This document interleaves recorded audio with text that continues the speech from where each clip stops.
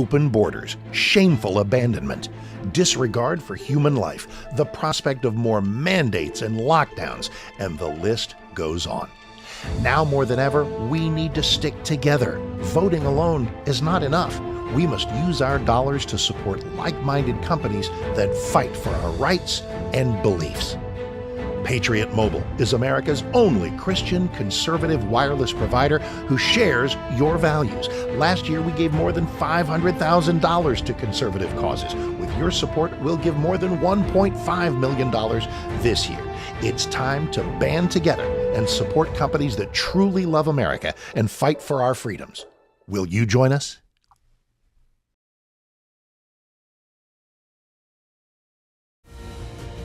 This is Kentucky's Voice Radio, covering the latest state and local issues with Tom Fallbush, Bob Scott, and Jim Waters.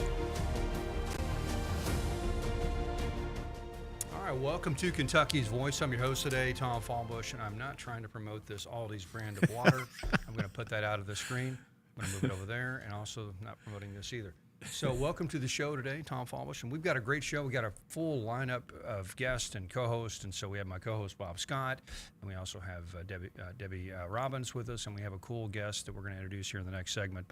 But guys, just wanted to get into what we're going to talk about today on some level, and you know, it's the end of the week, and a lot of things happening. We've got this legislature going on. We've got all this stuff, you know, still popping off around the country with ICE raids and protests and all that. And I wanted to touch on that real briefly here, this first segment, and just to kind of lay this out for the audience and for you guys. And so right now, the left, the activist left, the sort of the revolutionary left, they're very, very motivated and active, and they're organized, and they're getting violent, and we need to just pause and think about that for a second, okay? And so you have a revolutionary left wing that is trying to, you know, basically create insurgencies within cities. That's exactly right. I'm going to play, Mr. Producer, I'm going to play this video. It just came in this morning. This is a lady who is, she's lighting a warehouse. Oh, okay, well, I don't have it plugged in. Let me plug it in. All right, plug it in, you can see the video. This lady is lighting up a warehouse. There we go. You should see it now.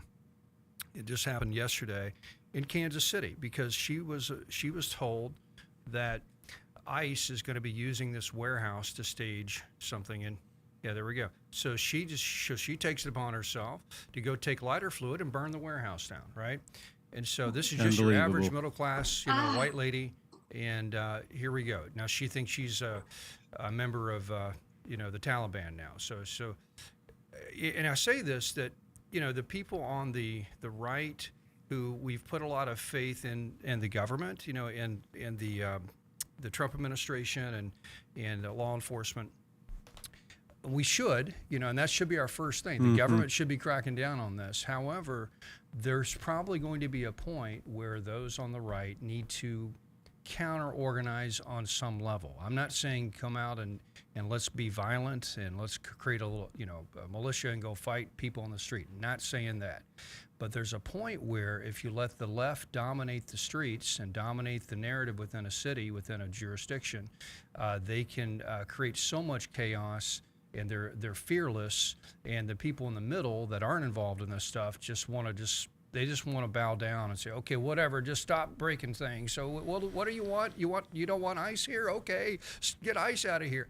That's what happened. And so I'm saying there's probably a point where the right needs to think about, okay, well, maybe I need to get involved in some sort of peaceful protest or some sort of something. I don't know what that is, but I want to make sure that, you know, we on this program and this project of Kentucky's Voice, we can be some sort of catalyst or organization for that. Don't know what that looks like. We're not trying to do anything just yet, but I'm just putting that out there because I'm afraid those on the right, if we don't start thinking about how we need to participate publicly in sort of this mental, emotional, political, mental gymnastics, you know, battle that we're dealing with.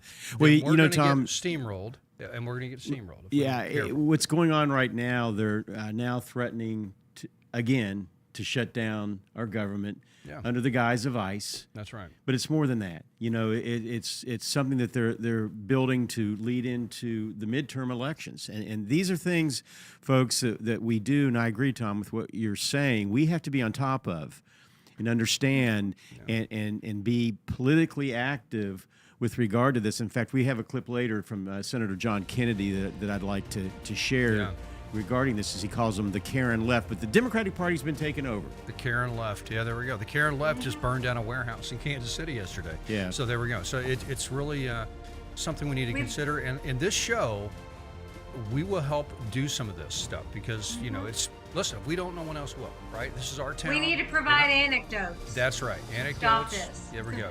And also, we have a great guest in the next segment. He's running for county sheriff. Maybe he can talk to that.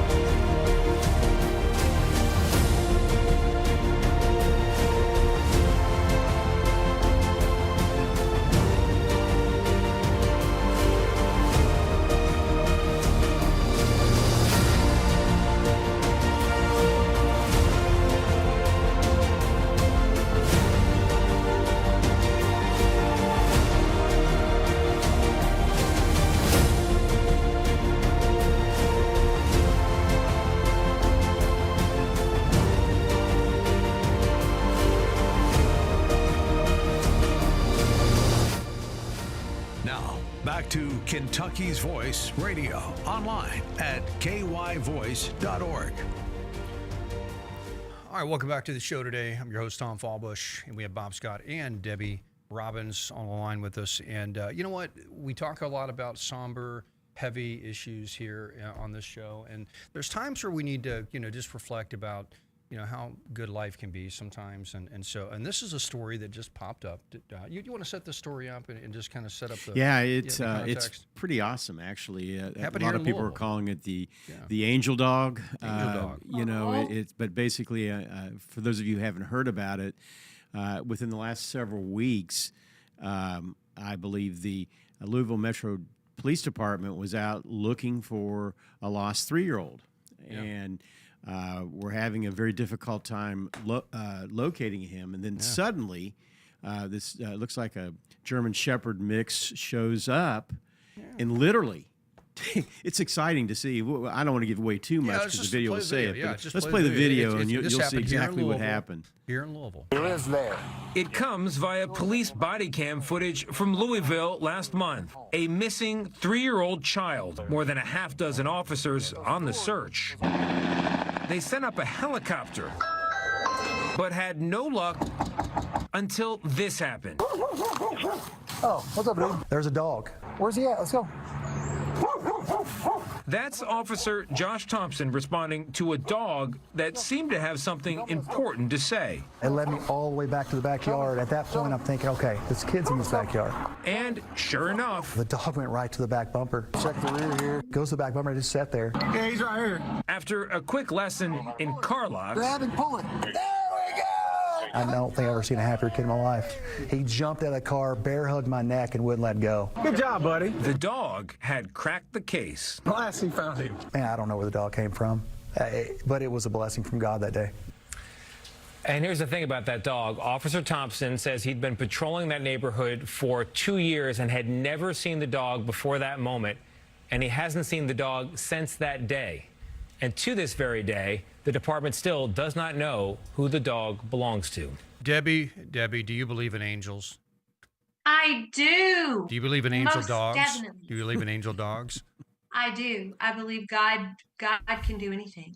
That's Of course. Awesome. That's awesome. Precious. That was a really cool moment. I'm glad we could play that, and I just whenever that, you know, we just need to see those kind of stories, and you know, God's real, and He cares about our little ones and the vulnerable in this world, and also, since that was a law enforcement story, we wanted to use that as a segue into our interview today. We have a guest who's running for Jefferson County Sheriff. Right, his name is Alex Marson. Alex Marson, and you are running for sheriff, right? And so right now we have a sheriff that's is that a partisan position? I believe it is, right? So Yes, so he would be yeah. a Democrat, okay, and he was appointed right by someone recently, right, or was he elected?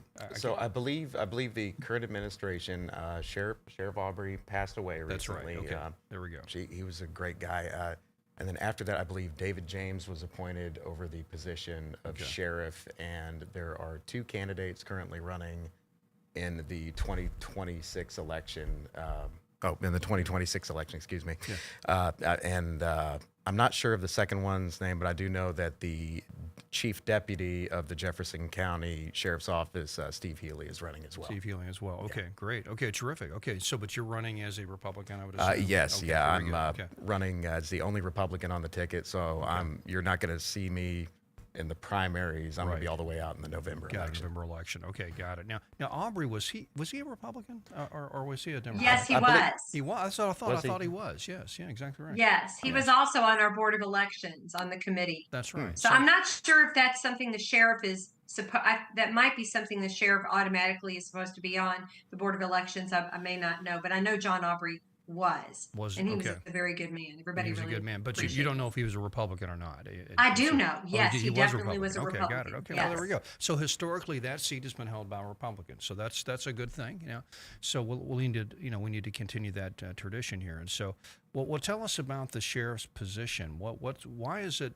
Because people who live in this city, and even including myself, you think, well, we've got a police department. Why do you need a sheriff? What's the point of a sheriff?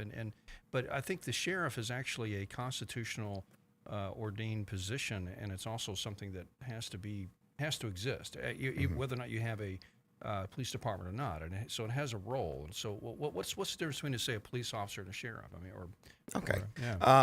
Well, to start out with Louisville being a metropolitan county, like Jefferson County is all within the Louisville metro, it changes up the dynamic a little bit. If you go out to the smaller counties, you obviously have the city police, which operate within the scope of the city districts, and the sheriff, which operates across the entire county. They essentially have authority over the county itself. Right. Despite us being metropolitan, the sheriff's office still is a very important position in the sense that it is the only elected law enforcement position within that scope. Right. So with the city police department, the mayor is obviously an elected position, but the mayor and the city council are the ones who appoint a police chief. Police chief, right. So you kind of get a telephone game as far as the community's engagement with the department, the policy, the priorities, where the sheriff, it's a direct line. If you don't like what the sheriff's doing, you can go and cast a ballot and you will have a new sheriff. That's right. That's right. Okay. And that's. But in a city like Louisville, the role of a sheriff isn't necessarily to go out and arrest criminals or to give tickets on the freeway, because you have the police department that does that primarily. But so what does the sheriff do? What does the sheriff's department do in a city like Louisville?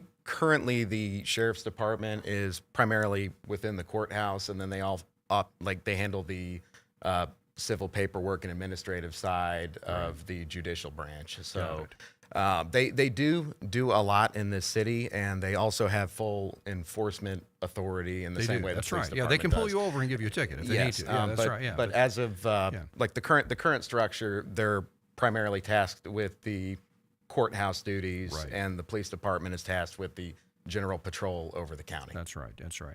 Yeah, and so may I ask a question to please. Alex? Yes. Hey, Alex, like we're all watching, with great interest that case in Tucson with the missing lady.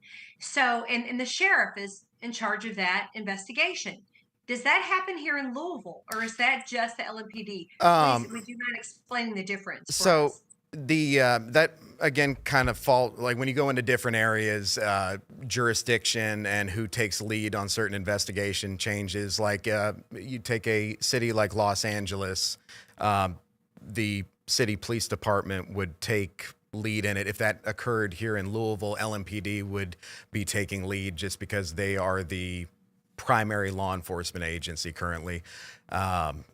So it changes from city to city based on how the sheriff and the city officials agree to distribute responsibilities in regards to that. So how And go ahead, Debbie. I'm sorry. And why is it important that we have a Republican sheriff versus That was my question. the other philosophical side? Okay. The like in my opinion and my take toward this, although I'm running on the Republican ticket, I'm not necessarily a Republican sheriff. When you dial 911, Right. you get response, whether you vote blue or red, whichever religion you practice, you have a right to call for help, and the officers that respond have to respond to you. And so my What do you think the goal difference are, essentially, the qualities, the qualities between you and the other side. yeah. So currently, the trend for the sheriff's department is to kind of maintain the status quo. What I've seen based in my law enforcement experience and also living as a resident and citizen of Jefferson County is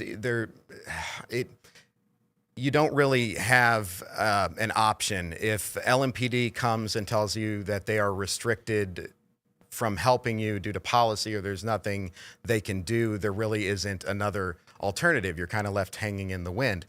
My goal with the sheriff's department, and obviously this would be a big undertaking, would be to continue doing the amazing work that they've been doing up to this point, but also looking at increasing staffing and developing a patrol bureau to bring the deputies back out into the county as a resource. We pay taxes to have this law enforcement agency in our city, and it doesn't seem like it's being used to its maximum potential, especially as hiring numbers are dwindling with the city police department.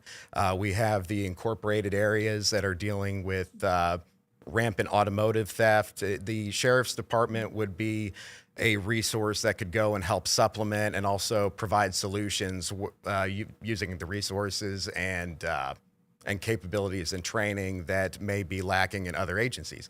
So I think, I'm sorry to interrupt. I think Tom asked you, but do sheriffs have the same training as police officers? Yes. The sheriff's department is like, the deputies have the same legal authority and training as police officers. And as far as like resources and allocation and such, that all depends on funding and infrastructure of the department. But legally, they have the same authority. Yeah, and that's really exciting. So it looks like there are some areas that the Louisville, Jefferson County Police areas that maybe they're not addressing properly, or maybe they're understaffed, or they just overlook.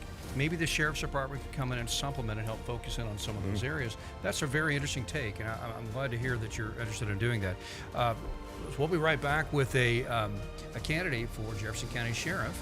It's Alex Marson, and he's going to be on the ballot this fall. So we'll be right back. Are you ready to stand for truth? Kentucky is at a crossroads, and we need voices that won't back down. This is your moment to rise, speak up, and be part of a movement that's changing the narrative in the Commonwealth. Kentucky's Voice is calling on bold citizen journalists, fearless editors, and those unafraid to speak truth in the public square. Volunteer, intern, contribute. Scan the QR code or visit kyvoice.org to join the fight. This is more than media. This is your moment. You are Kentucky's voice.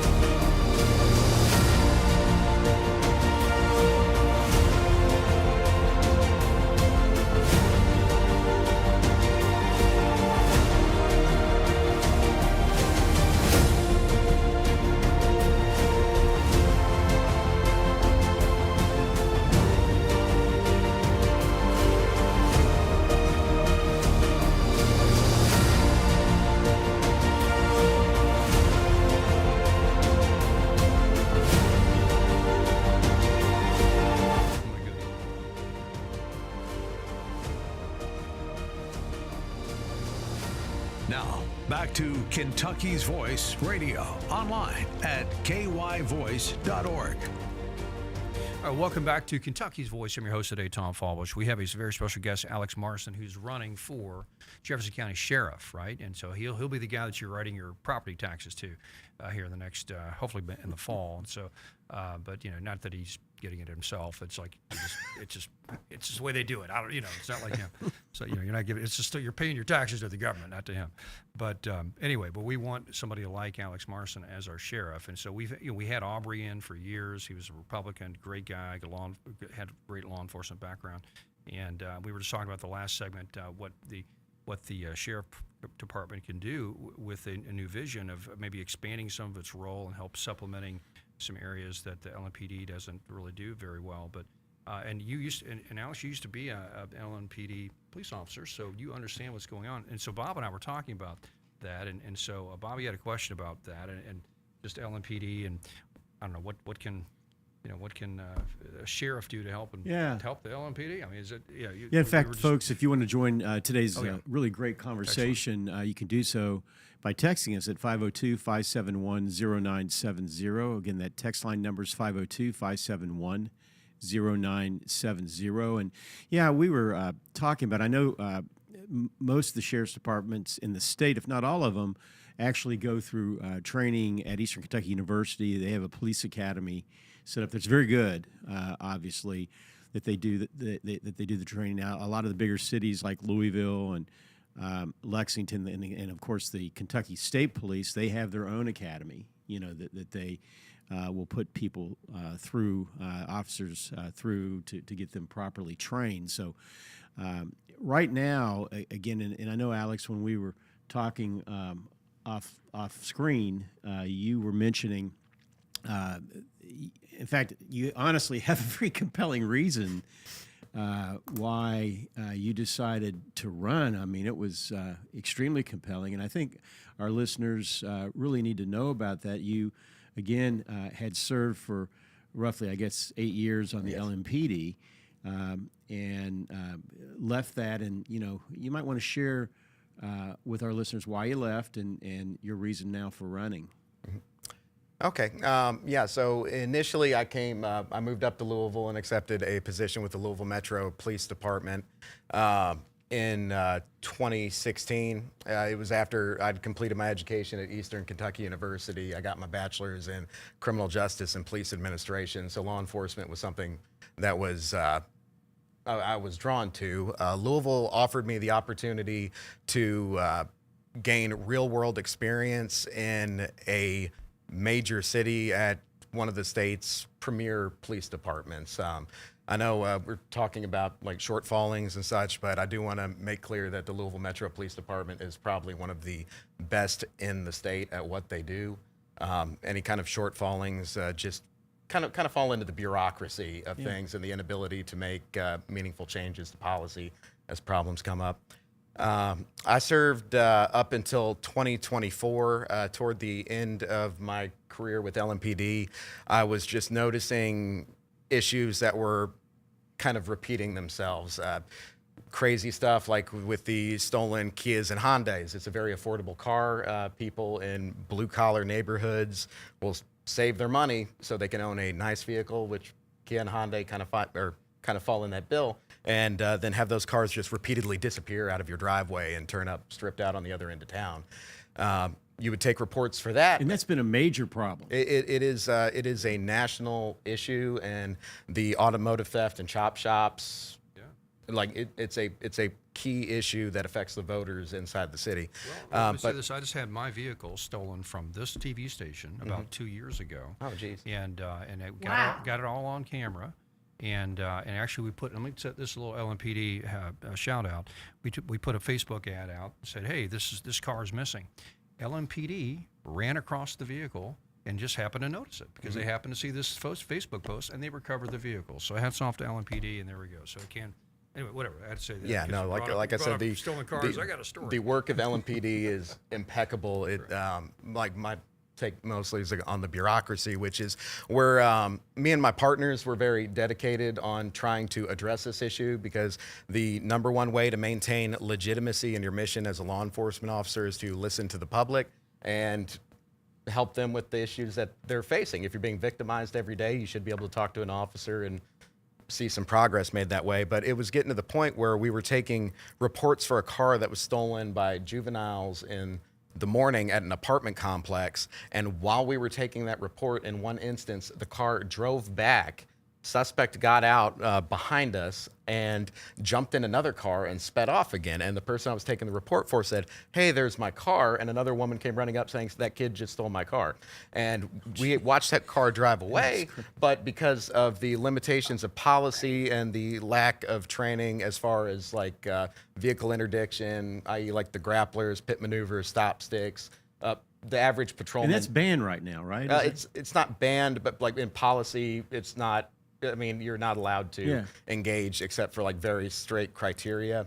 But yeah, we're not provided any of that training, so we have to look at the victim and say, "I'm sorry, we're not allowed to engage in that." And unbelievable. And that even happened with a robbery that occurred in front of us, but because it was a strong arm robbery at the time, the pursuit didn't get authorized. And even if it was authorized, we're not trained on stopping it as soon as possible. When the pursuit gets authorized, LMPD is essentially stuck following this car. The longest pursuit I'd been part of was 2.5 hours, which is just asinine when you're talking about like a high-speed pursuit that goes all the way up into Indiana. So it's clear there's a serious morale problem with LMPD that's policy-based, not because of the officers. They're doing their job. So and that's one reason you left. I think you've described it that way. One reason it's and he's not the only one. He's not the only one. But isn't it interesting that we could actually have a sheriff that used to be part of the demoralized LMPD that can come in and maybe help the LMPD in his role as sheriff? I mean, am I overstating that, or? No, and that was my major goal. One of the main things that pushed me to leave LMPD was we got faced with another situation where a known felon who had been stealing these cars took off from my beat partner when she encountered him on a dispatch run. Like, she wasn't out there looking for trouble. She got called because of a suspicious vehicle, and this vehicle takes off at high speed out of the neighborhoods. It had a GPS tracker on it, and I was driving down Dixie Highway, and the radio updated that it was near my position. And I saw the vehicle stopped in traffic. It's like a 4,000-pound SUV, stopped at a red light, blocked in by other cars, and the command staff at the time on the radio said, "Do not engage, pull somewhere where he can't see you so you don't instigate the suspect," which per the policy was the call, because that's where it's at. And then with state law, if you violate departmental policy, you can become personally civilly liable, especially regarding vehicle pursuits. The hang up was, although we were following the rules, I got a phone call about 20 to 30 seconds later from a former beat partner and one of my current best friends who said that vehicle had flown through the intersection through a red light in oncoming traffic and nearly struck him and his wife at over 100 miles an hour. Wow. So it put me within a split-second decision of my friend's reaction, luck, and God, away from having to go and explain to his parents that I had an opportunity, a physical, tangible opportunity to intervene in this incident, and it resulting in the death of one of my close friends. But when those kind of conversations get brought up, policy is fairly absolute. Everybody's hands are kind of tied, even up the command staff, and it becomes very hard to relay these issues in the community up the pipeline and to the mayoral level to where these policy changes can be implemented. My hope on becoming sheriff is not to just cut the dogs loose willy-nilly and turn the city into a Dukes of Hazzard episode. Let's do it. But yeah, but within reason, creating that patrol infrastructure to where there is a resource that can supplement for these other departments that may not be able to make these policy changes to address issues, but to develop safe avenues and solutions to these problems within the law, and then also create an infrastructure to where officers, if they are dealing with a problem they can't fix, bring it up and bring those changes as well. Well, we need somebody like Alex Marson running for sheriff in this city, in this county. So get behind his campaign. He's got a couple other. Well, you're going to have, I guess, one Democrat in the fall because they're going through a primary. You're not going through a primary. You'll be on the ticket. So let's vote for Alex Marson. We'll be right back on Kentucky's Voice, and we want to hear your texts as well.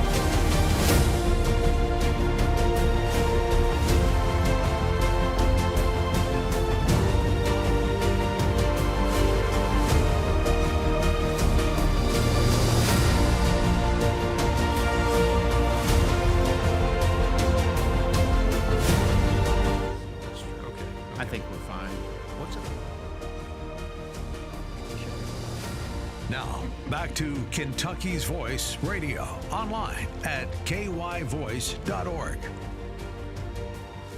All right, welcome back to Kentucky's Voice, and we've got our candidate for county sheriff, Alex Marson, with us, and we were just going to do a couple of segments, but he's going to hang out with us for the rest of the show. He's going to kind of hopefully comment on some of the other topics we're going to cover today. So thanks for staying with us, Alex. And so Debbie and Bob, we've got some texts that have come in today. Yeah. So here we got a question actually. So maybe this could be a question that Alex can answer. Let's see, we have two of them. How involved was the Sheriff's Department in the BLM Breonna Taylor riots, and will LMPD encourage your department to assist when needed, or does the mayor make that call even when LMPD needs your department? Great question. Does that make sense? So I'll repeat that. And Dan, if you can drop your audio, that'd be helpful. Yeah. How involved was the Sheriff's Department in the BLM Breonna Taylor riots, and will the LMPD encourage your department to assist when needed, or does the mayor make that call even when LMPD needs your department? So I don't know. In other words, can the mayor say, we don't want the Sheriff's Department involved in this situation, we'll handle it, or something? I wonder how that plays out politically and structurally. I don't know. I mean, obviously, the sheriff stands independent of the mayor's office. It's a constitutional authority that's given by the people. As far as like the sheriff's role during the BLM riots, I was an officer that was out there, both patrolling the neighborhoods and at times on the main line during the protests and the riots. I think those terms kind of get used unilaterally, but it was genuinely something that would switch from hour to hour. Like you would have a group of peaceful protesters out there, and then the next moment you would have a group of outsiders that were smashing windows, destroying businesses, and doing the keyword rest. outsiders. Yes, there was a lot of out-of-state IDs that we would encounter during that. The Sheriff's Department, I know personally, obviously these are like big questions for the people up top, but I'm just giving you my perspective as a patrol officer. The Sheriff's Department was right there with us. We supported them; they supported us, doing the best we could with what we were allowed to do and with the information we were given at the time. The only of course, way it was a different mayor at the time. Yeah, it was a very different mayor, very different scenario. The only way to really describe it was confusion and chaos. When you would come into work every day, you really weren't aware of what to expect. Like, I would go back to the neighborhoods and be taking reports for the normal domestic violence, talking to the drunk guy yelling in front of the gas station, doing the rest. And then at the snap of a finger, you would get called downtown, where you would suddenly be put in the limelight of global news. So it was a God bless you. Yeah, where this guy's going, and I like this question here because it kind of frames the sort of the jurisdictional perspective of the sheriff versus the mayor. You are a separate department. You're separate from him. You don't answer to the mayor. You're a constitutionally designated role in this county. So you could, in a sense, say you had a mayor that went totally crazy. He's acting like the Mondani or this guy up in Minneapolis, Shea, whatever his name is, and he's just going off the rails and doesn't want to protect the community, and there's riots going. The sheriff's department can act independently of that. Yes. Then we could say, no, I'm sorry, we're going to deputize all of Okolona, and we're going to go down and we're going to put a block here, and you're not going to burn down Okolona. Now you could do that. And right? that would be where it would be important to have that infrastructure set up, like kind of bolster the sheriff's department back out to a full working department. Right. It would be important, like in the hypothetical of a mayor that just says we're just going hands off. That's not only dangerous to the lawful protesters in the group, it's dangerous to the businesses, it's dangerous to the counter protesters, it's dangerous to the commuters and the citizens. It would, like in my mind, it would be something that would be a priority to establish that equilibrium where people's First Amendment rights are preserved and protected, yet peace is maintained. Yes. And Second Amendment rights. Yes. And Alex, my question for you is this. I'm just going to be blunt. If you are confronted with this situation, like, us watching this horror in Minneapolis, it's calmed down some, but apparently the sheriff didn't go against the mayor. Would you be willing to do that? Would you be the guy that says, as our sheriff, you're going to stand up and say, no, I'm going to protect. I'm going to insist that we have law and order. Are you going to be that guy? Yes, that's what I want to know. Well, and I will say that again in this hypothetical of a mayor, not like which are dangerous as candidates. It's very like law and order. Well, I mean, now you weren't expecting easy questions. Well, and in itself, law and order is a very subjective thing. It's a very situation by situation basis. But in this hypothetical that we've set out, if there is a protest that is breaking out into a riot, or just a protest in general, yes, it would be something that I would be comfortable standing on the law and the Constitution. Imagine and that. it doesn't matter what the opinions being expressed are. People's First and Second and Fourth Amendment rights need to be preserved unilaterally across the board. That's what makes our nation function. Right. And also, property and the Kentucky Revised Statutes, which is the laws of our state, need to be upheld. A business owner shouldn't have to board up their business and shut everything down because they hear somebody has an opinion and is coming downtown. They should be able to have faith in the infrastructure that their rights will be protected along with everyone else, just unilaterally.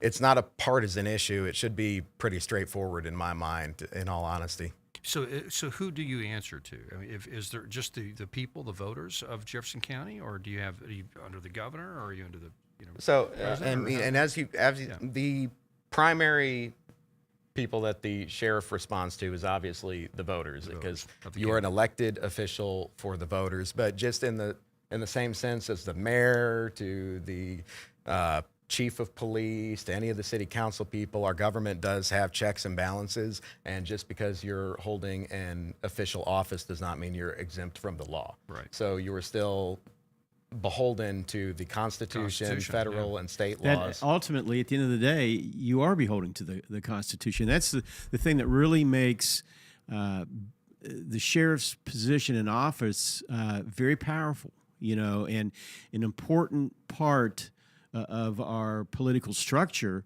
nationally. And unfortunately, some sheriffs in our country, not many, but some don't understand that and realize that it is a constitutional office. and they ultimately are responsible to, follow what the Constitution says. You know what's cool about it, Debbie, is and Bob, is that position goes way back in our history. It actually goes back before our country started. You're right. I was just sitting here thinking about that. Yeah, the term sheriff comes from this etymology. It's shire reef. All right, a reef was the person that maintained law and order within the shire in England, right? So think the Lord of the Rings, right? Think the Lord of the Rings. Think we're in the Shire, Frodo, and da da da. That was based on the the English countryside of the the counties. So this is a very old position that goes before our country. It's almost one of the most something that we just kept historically because it is so essential to what we do, and so it's a very important role. Oddly, the position of sheriff is supposed to be one of the less political offices in our country. That's why our Constitution is so important and really spills that out. And it is an important office that really, and I applaud you for looking at Alex expanding that role within Jefferson County, because we have seen with past administrations, and I'm talking about leadership administrations in Louisville, that not being handled properly, in my opinion. And so I agree. And I'm going to jump in here if it's okay. And John Aubrey, what a kind, wonderful person. But another issue was he was an aging gentleman. He was getting much older. I just want to. We all need to learn to transition in our lives. Whatever, we always have a purpose. We always have something we can do, but we've got to transition.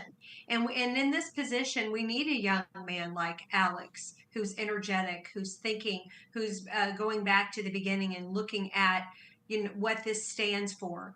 Because when you were saying law and order is subjective, or the definition, but in my mind, it's not. Order is order. When you have people throwing a water bottle they put in their freezer and it becomes like a brick and can harm one of our officers or harm citizens, that's insane. And we need people to stand, these illegal aliens that are here, if they need to be removed and taken out, our sheriff should be there to help ICE accomplish that mission, because it is the law. That is fine. So I just think it's gotten so convoluted, and sheriffs they're a big buzzword right now, or they are in my mind across this country. What you're running for is extremely important, and we need someone with common sense and good, strong moral background, traditional moral values, and like the Shire Reef or whatever it's called. I think of.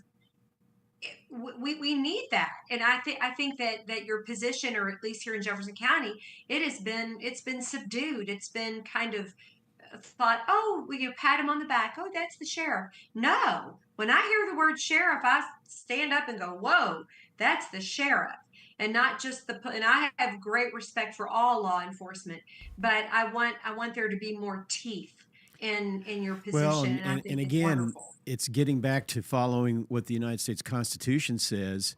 Yes. And the bottom line, one of the questions that came in, getting a lot of questions, and thank you for that. Therefore, the governor controls the sheriff's department like Bashir did during COVID. The answer to that question would be a firm no. The sheriff answers to the people that elected him and to the United States Constitution. Mm-hmm. All right. If elected, would you deputize Debbie Robbins as soon as she gets sworn in? Because she would be an awesome deputy. I want to see that star, and she could salute. It's awesome. Okay. Well, we'll be right back with Alex Marson and Bob. Bob, you too. I think you'd be a great sheriff too, and or a deputy. So we'll be right back with Alex Marson. He's a candidate for Jefferson County Sheriff, somebody we need as a counterbalance to help augment our law enforcement of this city. As obviously has not performed well for us as a community. We can fix it. We'll be right back. Kentucky's Voice is your home for real news, real people, and real answers. But we can't do it without you. Your financial support helps us bring truth to the forefront, hold leaders accountable, and give a voice to the people of the Commonwealth. Join the fight today. Give online at kyvoice.org or text KYVoice to 53555. Every gift makes a difference. Stand with us. Speak up. Stay strong. You are Kentucky's voice.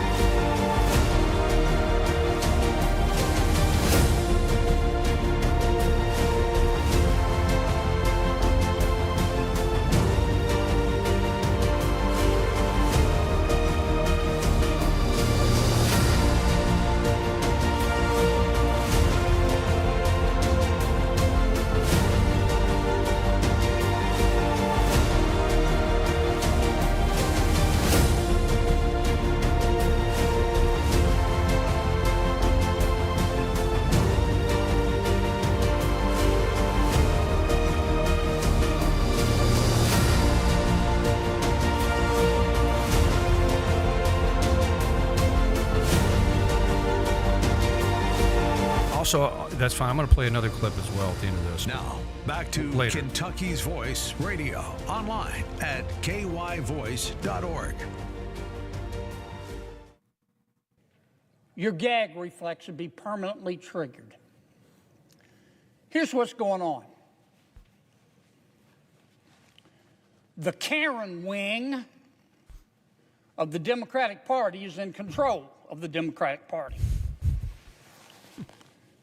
And the Karen wing of the Democratic Party, not all Democrats, but there's clearly a Karen wing. Sometimes I call them the loon wing. They have gone to the Minority Leader Jeffries and my friend Senator Schumer and said, don't you vote for that Homeland Security bill. Why? Because the Karen wing of the Democratic Party wants to defund ICE.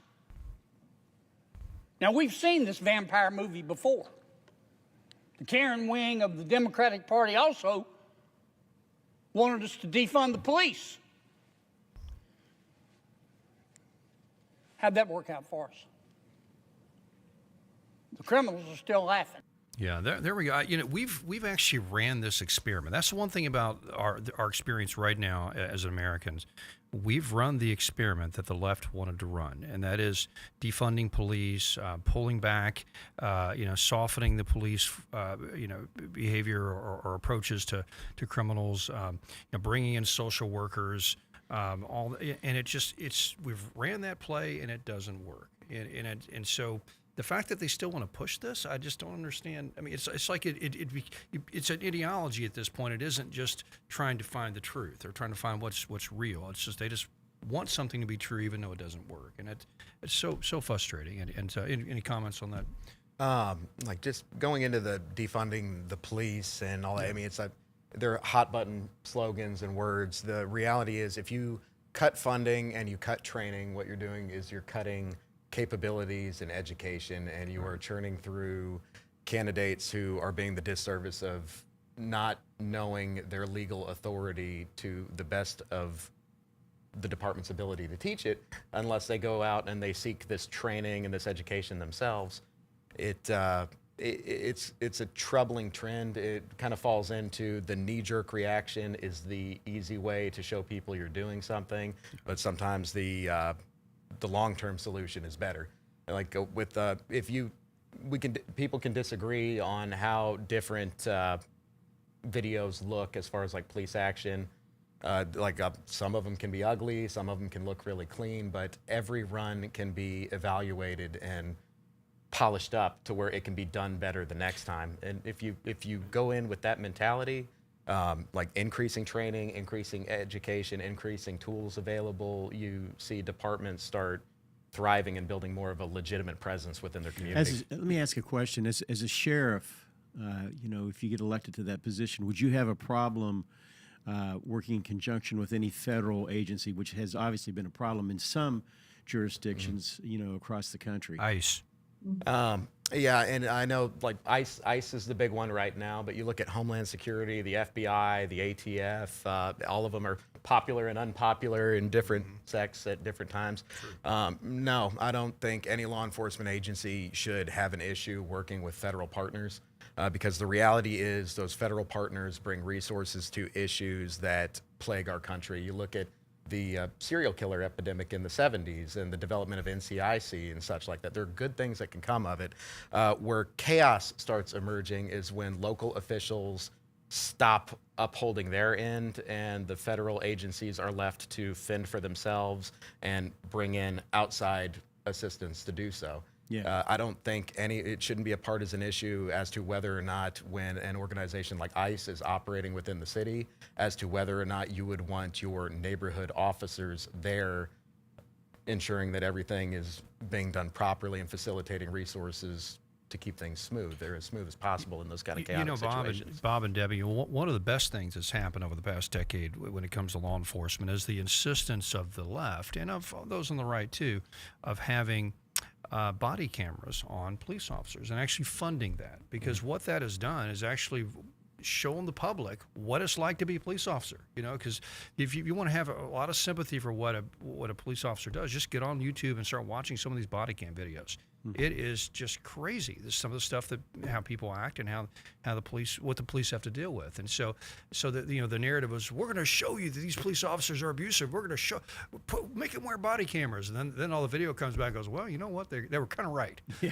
They were kind of right. These guys they're pretty crazy. I think let's give them a hand there. So it's just, that's a good thing. Any thoughts on that? I assume a sheriff have body cams. Yeah, and again, body cams are a trick because you look at the massive amount of video that's accumulated, the state requirements on how long it's meant to be kept, and then what company you use, what brand you use can really eat a budget up really quick. Like if you look at how much it costs to store data with a group like Axon, which is one of the most popular cameras, or Motorola, these data centers cost the city money, and some of those videos have to be kept up to 100 years. Regarding felonies. Wow. That being said, the government needs to be responsible with how they spend money. Putting cameras on officers, like you said, I do think had a lot of good effect because it opened up this conversation. It kind of dropped the veil. It was a tool that moved toward transparency, a word that gets thrown around a lot, but it also started conversations. And a lot of these disagreements about how government operates get resolved fairly easily if two people of opposite minds can sit down and have a clean and clear discussion and have a third party that can sit back and lay down like the law. I know with police videos it's tough unless you have like a working knowledge of the law, but if those conversations can happen, it helps improve the public's ability to understand what is happening as well as trust in the legitimacy of the action of the officers. Well said. And I wanted to make sure Bob and Debbie have a chance to say something, but I wanted to play this little clip too, and Bob, I'm going to segue to you after this. But Mr. Producer, if you can get this ready, this is a local judge, and this is someone who had basically reduced a sentence on her own after a jury had basically. Well, we'll just play it. We'll just watch. I want everybody to comment on this. But Judge Davis thought the jury's recommendation was too long. She feels he hasn't mentally matured yet and never had a real shot at getting any help early in life. But if you were to come in here and instead of being hurt and angry, which is what this court hears, right, as a 20-year-old African-American male that has been, experienced this society, etc., and you would show that, yes, okay, this is the situation, this is who I am. I don't want to be this person anymore. I don't want to be in jail for forever. Thompson repeatedly stated he did not care, not about his sentence, the victim, or her family. But Judge Davis emphasized she's the one that holds the pen, and regardless of what the media may think, she applies the law. To her, 65 years was an extremely long time. As she puts it, it's his whole life, one she doesn't believe should be spent entirely behind bars. This court does not believe that Mr. Thompson, if given the resources that he can get while incarcerated, is beyond being rehabilitated. So this person was convicted of kidnapping, raping, violent kidnapping with a weapon, and was sentenced to 35 or 65 years by the jury. And she unilaterally said, "Well, that's too much. I think it's because, I don't know. She used the term a young black man, so maybe she has some sort of, just some sort of DEI, some sort of racial critical justice Well, she clearly theory. said it referred to his race. That's right, which exactly. Happens It's to be just hers too. racial justice. I'm going to reduce your sentence now. 35 years still a long time. I even did a search on this. So, well, will he really serve 35 years? But for violent crimes, at the least he will serve as 30 apparently. So, still a long time. But I don't know. What are your all's thoughts on that, Bob? What are your? The judge was again elected by the people, right? And put in that position. And I guess our recourse would be, if you don't like the way that she's ruling, is to vote her out of office. But I do feel, 65 years is a long time. But what he did is awful. Yeah. And I'm concerned that she would go against the ruling of a local jury of his peers. I wasn't there to see the case, but I'm assuming that some of them were African American as well, right? That felt this way, felt strong this way. And to me, let me say this real quick. It shouldn't be a race issue. This should have absolutely nothing to do with race. That's exactly what the left wants. They want to make it a race issue, when in fact it's what needs to happen is doing the right thing issue. Yeah, I guess right. Well, I say, as I've said before, as Samuel told to Jesse, the father of David, man looks at the outside, God looks at the heart. That's right. This kid has a heart problem. He had poor parenting. There are a lot of things that come into play that have caused kids to be heartless, to be callous, to have no regret, no remorse. I sat on a death penalty case about 15 years ago. It was devastating. A young man bludgeoned his father to death. And because of so many crazy things, we weren't allowed to know some evidence, of course, on a death penalty case until we were a hung jury. And then the judge comes in and tells us all the things, because I knew he was guilty and I was also the jury foreman. It's sickening. It's sickening. And the other issue is the judges. I'm sorry, I'm jumping all over the place, but yes, we need to know who's running for judge. What do they stand for? That's why I'm after Alex right now. I know he's a Republican. I can tell he's conservative. What do you stand for? And what are you going to stand on when times get tough and when you are being pressured all the way around? And judges, we've got to learn more about them. And it's very difficult because that is a nonpartisan race. Also, they're under so many ethics issues themselves. If they reveal anything, they can get in trouble. It's just an issue that we need to keep bringing up, keep discussing. Let me get this Alex's judge take here, I think she did the wrong thing. How dare her override the jury? Okay, Alex, you got 20 seconds. What are your thoughts? I'll keep it quick. Just the issue of it being a racial issue, I will disagree with. When you look at the decisions of judges, it expands with suspects of all race, creed, and color and religion. I was actually almost shot by a suspect who had been released by a local judge in 2021 that should have been in jail. And I know the biggest disservice is to the victims, because when a victim hears something like that said, they lose faith in the system. And when the public loses faith in the legitimacy of the system, that's when things You're start falling right. apart. That's what I meant to say. The victim great will stuff. always be wounded by this. That's right. Hey, great stuff. Hey, Alex, thank you. Remember, vote for Alex Marsons in the fall for county sheriff. We'll be back tomorrow.